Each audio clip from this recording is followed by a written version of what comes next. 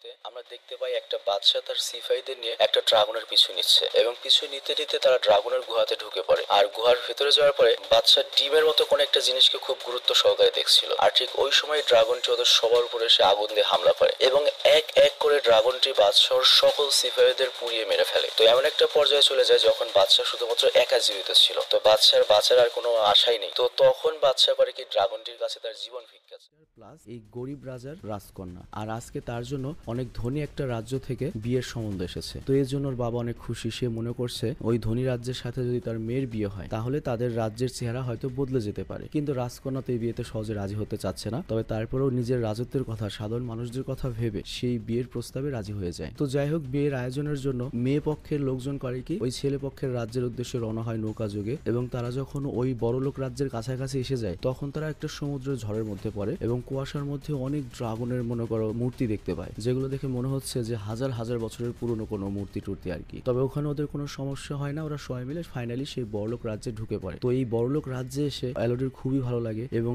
এই রাজ্যের যে মহল, এরকম একটা মহলও কখনো দেখেইনি। তো যাই হোক, ওরা এখানে আসার পরে এই বড়লোক রাজ্যের যে শাহী মেহমানদারি আছে তারা এসে ওদেরকে ওয়েলকাম করে আর তারপর ওদেরকে বিশ্রামের জন্য একটা রুম দেওয়া হয়। তো যাই হোক, এরপর রাতের বেলা ওরা যখন রেস্ট করছিল তখন এলোডি বারান্দায় আসে আর বারান্দায় এসে দেখতে পায় যে পাহাড়ের মধ্যে আগুন জ্বলছিল। তো ব্যাপারটা ওর কাছে খুব উইয়ার্ড লাগে যে পাহাড়ের মধ্যে হঠাৎ করে ওখানে আগুন জ্বলবে কেন, একবার আগুন জ্বলছে একবার নিভছে, ব্যাপারটা উইয়ার্ড লাগে ওর খুব। চেহারা দেখে মনে হচ্ছে আপনি এই বিয়ের জন্য খুশি না, আপনাকে কি জোর করে বিয়ে দেওয়া হচ্ছে? তখন প্রিন্স বলে না তো, তোমাকে তো আমার খুবই পছন্দ হয়েছে। তো কথা বলতে বলতে ওরা দুজন একটা পাহাড়ের চূড়ায় পৌঁছে যায় আর তখন এলোডি প্রিন্সকে জিজ্ঞাসা করে কালকে রাতে আমি পাহাড়ের অন্য সাইডে বেশ কয়েকবার আগুন দেখতে পেয়েছি, ব্যাপারটা আমার কাছে খুব উইয়ার্ড লেগেছে। তখন প্রিন্স বলে হ্যাঁ, ওই পাহাড়টা অনেক ইম্পর্টেন্ট আর ওই পাহাড়ে আগুন জ্বলছিল এর কারণটা হচ্ছে ওই পাহাড়ের গুহাতে আমাদের কিছু রীতিনীতি পালন করা হয় আর আমাদের বিয়ের পরেও সেই একই রীতিনীতি পালন করা হবে। তো যাই হোক, এরপর আমাদের এলোডির বাবাকে দেখানো হয়, যাকে দেখে আমরা খুবই চিন্তিত অবস্থায় দেখতে পাই। তার মানে এই রাজ্যের মহারানীর সাথে কথা বলার পরই তার মনে করো যে টেনশন ঢুকে গিয়েছে, এমন কোনো কথা হয়েছে যে কারণে তার মাথায় টেনশন ঢুকে গিয়েছে। তো এটা দেখে এলোডির মা বা আমাদের নায়িকার মা জিজ্ঞেস করে কি হয়েছে, কি কথা।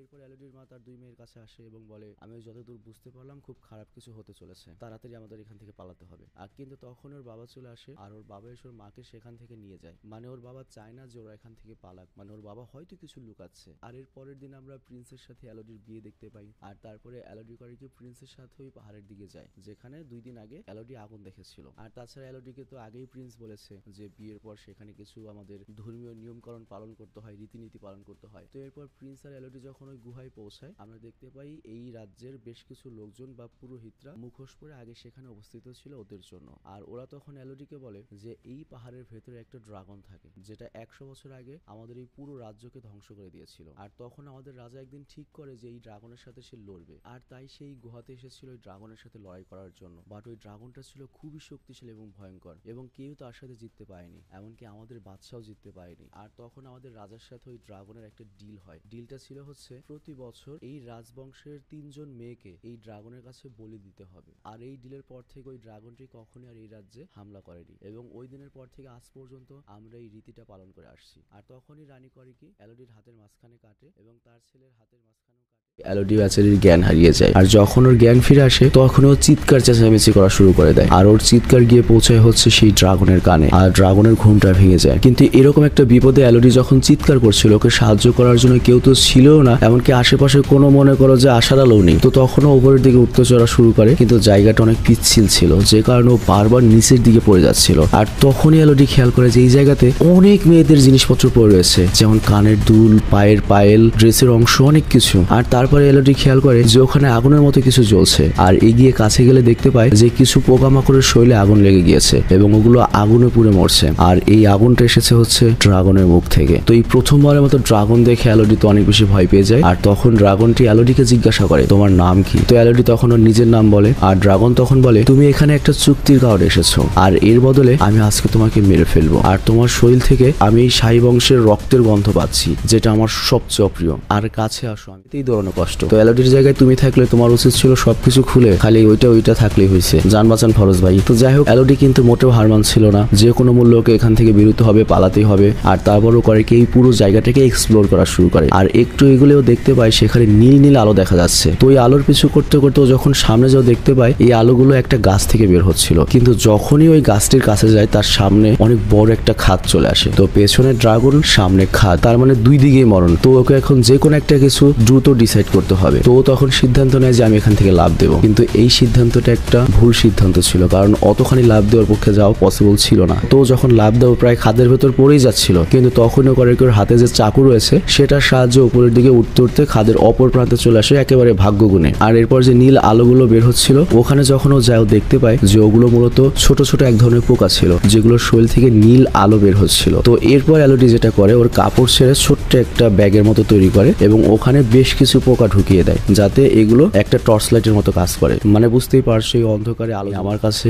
ঠিকই ধরা পড়বে আর আমার হাতে তোমার মরণ রয়েছে। আর এদিকে এলোডি যে জায়গাতে লুকিয়েছিল সেই জায়গাতে অনেক মেয়ের নাম লেখা ছিল। আর এটা দেখে এলোডি বুঝতে পারে যে এই জায়গাটিতে এর আগে অনেক মেয়ে এসে আশ্রয় নিয়েছে বাঁচার জন্য, এরকম আকত মিনতি বা মনে করো দৌড়াদৌড়ি করেছে আর কি। তো যাই হোক, এলোডি এই দৌড়াদৌড়িতে কিন্তু অনেক ক্লান্ত হয়ে গিয়েছিল। তো এই কারণে ওর ঘুম চলে আসে। আর এরপর যখন ওর ঘুম ভাঙে, ঘুম থেকে উঠেও দেখে যে ও কাপড়ের যে ব্যাগে ওই পোকাগুলো জমা রেখেছিল সেগুলো সব বের হয়ে ওর যে ক্ষতস্থানগুলো হয়েছে যেখানে পুড়ে গিয়েছে পা, সেই জায়গাতে পোকাগুলো বসে রয়েছে একবারে জোকের মতো। তো এলোডি তো ভয় পেয়ে যায় এবং একটা একটা করে এরপরে যখন পোকাগুলো সরায় তখন ও দেখতে পায় যে আহত জায়গাগুলো একবার ঠিক হয়ে গিয়েছে জাদুর মতো। তার মানে এই পোকাগুলো আসলে ভালো পোকা, অনেক কাজের পোকা ছিল। তো এর জন্য কারিকে ওই পোকাগুলো আবারও কাপড়ের মধ্যে নিয়ে সামনের দিকে এগোয়। আর তারপর একটা ছোট্ট পাথরের মধ্যে এখান থেকে বের হয়ে যাওয়ার একটা নকশা দেখতে পায়। আর এই নকশাটি ফলো করে ও যখন এখান থেকে বের হতে যাচ্ছিল তখনই সামনে দেখতে পায় নীল পাথরে ভর্তি ধারালো ছুরির মতো একটা দিকে উঠতে থাকে। মানে বুঝতেই পারছো, থাকলেও মরতে হবে, উপরে গেলেও মরতে হবে, তো চেষ্টা করেই মরি। তো যাই হোক, ও ফাইনালি এভাবে উঠতে উঠতে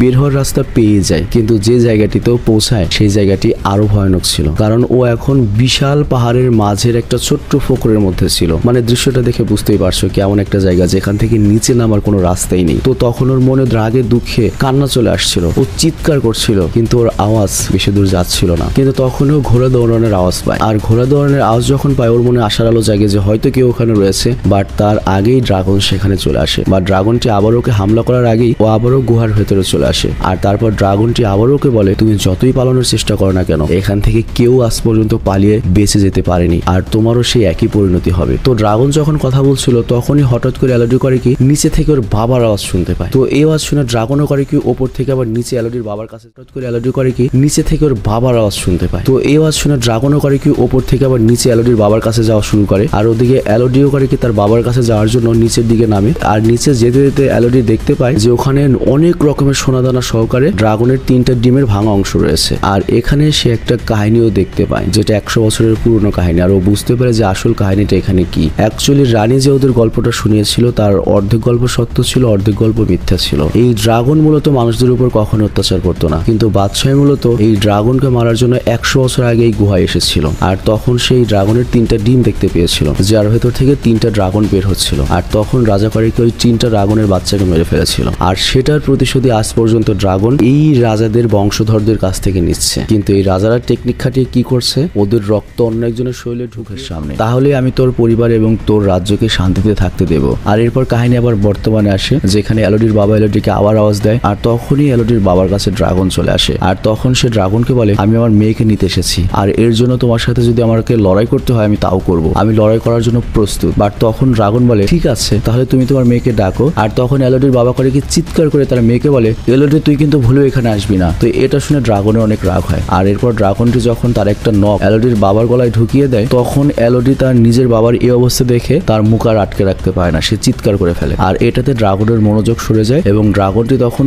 এলোডিকে খুঁজতে বেরিয়ে পড়ে অন্যদিকে। আর এই সুযোগে এলোডি করে কি তার বাবার কাছে আসে। আর ওর বাবা তখন মরতে মরতে ওকে বলে সব দোষ আমার, আমি টাকার লোভে আমার রাজ্যের লোভে তোকে আমি বিক্রি করে দিয়েছিলাম, এটা আমার পাপের শাস্তি, আর আমি আমার পাপের শাস্তি পেতে যাচ্ছি। তবে তোকে কিন্তু বেঁচে থাকতে হবে মা, তোকে বেঁচে থাকতে হবে তোর মার জন্য, তোর বোনের জন্য, ওরা তোর জন্য জাহাজে অপেক্ষা করছে। তো এটা বলার পরেই এলোডির বাবা মারা যায়। পরিচালকের পুরো দয়া এবং দোয়া দুটোই ছিল হচ্ছে এলোডির উপরে। তো এরপর এলোডি সেখান থেকে বেরিয়ে ওর বাবার ঘোড়ার সামনের দিকে এগোতে শুরু করে বা ড্রাগনের পিছু পিছু যায়। আর তারপর এলোডি করে কি ঘোড়া থেকে নেমে একটা পাথরের ভেতরে লুকিয়ে পড়ে। আর এর ফলে সে ড্রাগনের চোখ এড়িয়ে পড়ে, কিন্তু ড্রাগন তখন রেগে করে কি ওই ঘোড়াটিকে পুড়িয়ে দেয়। যায়। আর দূর থেকে রানী এইসব দেখছিল যে ড্রাগন বেরিয়ে গিয়েছে, আর রানী তখন বুঝতে পারে তার মানে এলোডি এখনো মারা পড়েনি এবং ঘাপলা হয়েছে। তো রানী রেগে যায় এবং বলে এই সবকিছু আমি শেষ করব। আর অন্যদিকে আমরা শিপের মধ্যে দেখি এলোডির বোনও এই সবকিছু দেখছিল, বাট তখনই ওই জাহাজের মধ্যে এই খারাপ রানী চলে আসে তার লোকজনদেরকে নিয়ে এবং তারা এসে এলোডির বোনকে কিডন্যাপ করে নিয়ে যায়। আর এখানে রানীর প্ল্যান ছিল এলোডির জায়গায় এবার এলোডির বোনকে তার ছেলের সাথে বিয়ে দিয়ে ওই ড্রাগনকে এলোডির বোনকে উপহার দেবে, মানে ড্রাগনকে শান্ত করবে, রাজ্যকে বাঁচাবে। তো এলোডির মা যখন তার নিজের মেয়েকে বাঁচাতে চায় তখন তারা এলোডির মাকেও চাকু মেরে ওখান থেকে চলে যায়। কিন্তু একটু পরে ঘোড়া নিয়ে আবারও গুহার দিকে এগোতে থাকে, কারণ ও জানে যে রানী ওর বোনকে নিয়ে ওই গুহার ওই জায়গাতেই যাবে। তো ওখানে আমরা দেখতে পাই রানী আবারও করেছে কি এলোডির বোনের হাত কেটেছে আর নিজের ছেলের হাতের রক্ত মিশিয়ে ওই এলোডির বোনকে আবার গর্তের মধ্যে ফেলে দেয়। আর ড্রাগন এবার এলোডির বোনকে ধরে ফেলে, কিন্তু ওই মুহূর্তে এলোডি ওই গুহাতে পৌঁছে যায়। কিন্তু এবার এলোডি কিন্তু প্রস্তুতি নিয়ে গিয়েছিল। সে করে কি তার সাথে জ্বলতে থাকা পোকাগুলোকে নেয়, সাথে কিছু অস্ত্র নেয়, তার বাবার তরলটা নেয়, মানে ও মোটামুটি ড্রাগনের সাথে লড়াইয়ের জন্য প্রস্তুতি নিয়ে যাচ্ছে। মানে আসলে তোমাকে একটা সত্যি কথা বলি, এখানে ড্রাগন বলতে যে খালি ড্রাগন তা নয়, এটা সমাজের একটা শক্তিশালী পার্সন হতে পারে। তো আঘাতটা যখন পরিবারে আসে সে কত বড় শক্তিশালী পার্সন, তার সাথে আমি পারবো কি না পারবো এটা দেখার সময় নাই, সেই জিনিসটা এখন এলোডির সাথে হয়েছে। তো এরপর কাহিনীর পরিবর্তন হলে দেখা যায় যে ড্রাগনটি এলোডির বোনকে এখনো ইচ্ছে করে মারেনি এবং ড্রাগন উল্টো তার দুঃখের কথা বলছিল যে তোর পূর্বপুরুষরা আমার বাচ্চাদেরকে মেরে ফেলেছে